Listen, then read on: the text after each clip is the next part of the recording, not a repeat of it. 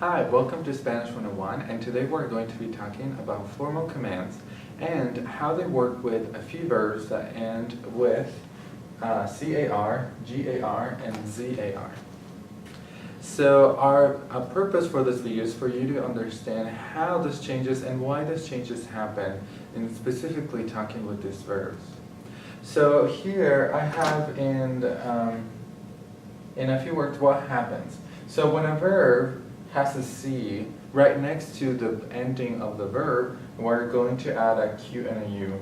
When it's a G, G and U, and when it's a Z, it's going to change to a C. And there's a purpose for this, and most of it is related to the phonetic and how the word sounds. For example, I have these verbs right here, buscar. So notice how the C makes that K sound, buscar, when it's next to an A, and it also makes it when it's next to an O or when it's next to an U. But when C it's next to an E or an I, it's going to make the S sound right here.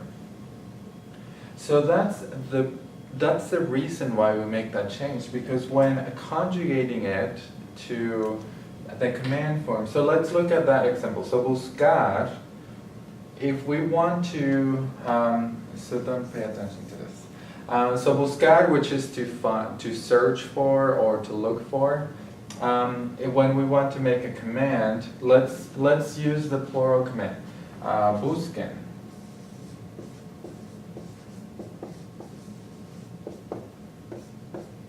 Okay. So notice how here we're making that change from the C changes to a Q and an U, because the Q and an U, what they do is they keep the same sound that it is required. Because if we didn't make that change, if we didn't make that change with the Q and a U and just left it the way it is with the C, then the C will be turning into this sound, S, because it's next to an E. So, busen. And that's not the sound we want to keep. We want to keep the sound as close as the original sound of the verb, buscar. That, therefore, we add the Q and the U to keep that sound. So these are phonetic rules that make this change happen, and I'm just teaching you this for you to know why that happens, because sometimes in Spanish there are a few changes that maybe you wonder why it's not happening. So in a few words, it's because we want to keep the phonetic sound as close as the original as we can, and that's why we make those changes. So again, when a verb has a C next to the ending, that's when this is going to happen, okay? And this is also important to know, and you should be aware of this. When a word with the C, it's next to an A or O or an U, it's always going to make that K sound. The K sound that we found in casa or corbata. So this sound, K, is that one. But if we are if the C is next to an I or an E, for example, cisne, which is this swan, or piscina, which is a pool, and it's next to an E, to an I, then it's always going to make this S sound, cisne. Notice how that C is cisne, and piscina. It's not going to be a K sound, but a C. So that's the main reason why that happens, okay? So now let's look at the next example. So also don't pay attention to this. It's not the right meaning. Pagar means to pay. And notice how the sound right here, the G sound, it's going to be pagar, which is a glottal sound, which is reflected or represented by the G. So when we have a word with a G, again,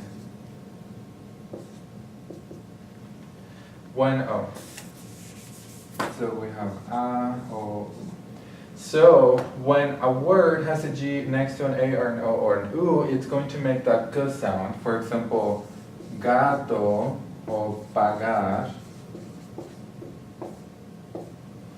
But when the G is next to an E or an I, it's gonna make, oh, sorry. It's gonna make the H sound, or in some cases, the H sound. This sound represents, this phonogram represents the H sound found in jefe, which is boss, or what's another one?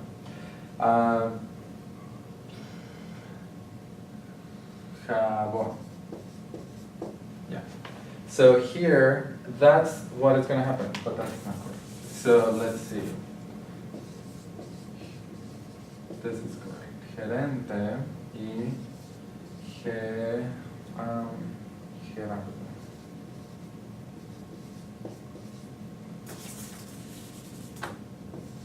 Okay. So gerente, which is manager, and Gerardo, which is the Spanish version of Gerald. It's a name. So here we have that since they are next to an E, the sound is going to be more like an H or a G sound. But when it's next to an A or an U, it's going to be a G sound, como gato, pagar.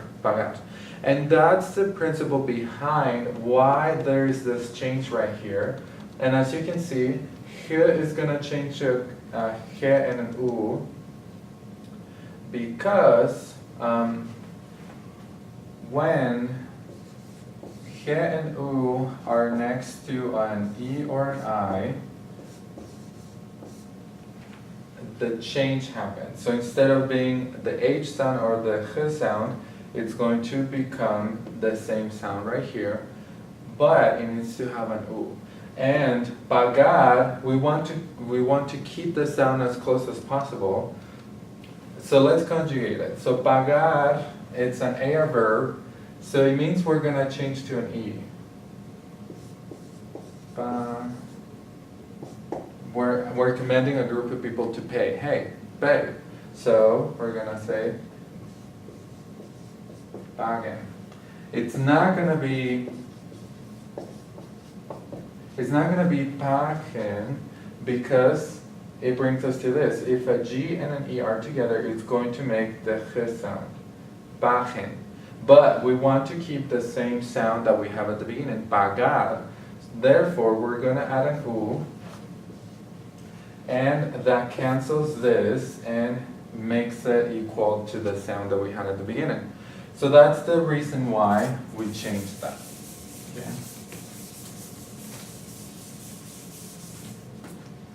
And then last one is empezar, and this is a orthographic change that happens. It doesn't really have to do with the sound because in most of Latin American countries, except for Spain, where they do ciceo or teteo, como like they say, that will be a big difference. But in Spanish, it's gonna keep that same phonetic sound. For example, empezar, we know that changes to a C.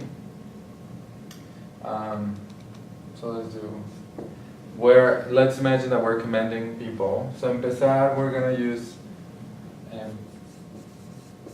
and this is a stem changer. Empieza. Yes.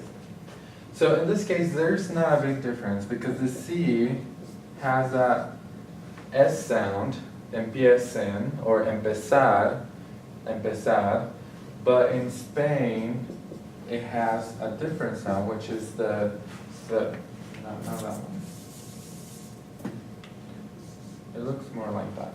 So and if you're aware of that, in Spain, the S's, the C's, and the Z's have a sound kind of like bother, that sound, empiecen, or empezar, empiecen, etc. So they have a different accent, and this is what it looks like.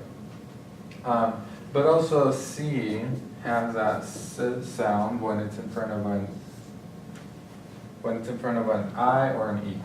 So that's what's happening here. So there's that change. And the sound doesn't really change as much, but it's important to know that there is a change that needs to happen.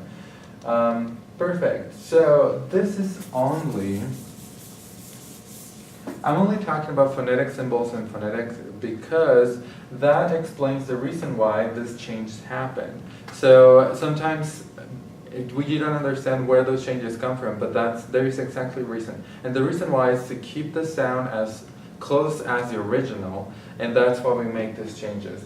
So whenever you see a verb that has a C, a G, or a Z, it's probably going to have these changes, and you have to be aware of those in order to conserve the sound as it was before. So I hope this video was useful and informative about these changes, and thank you for watching.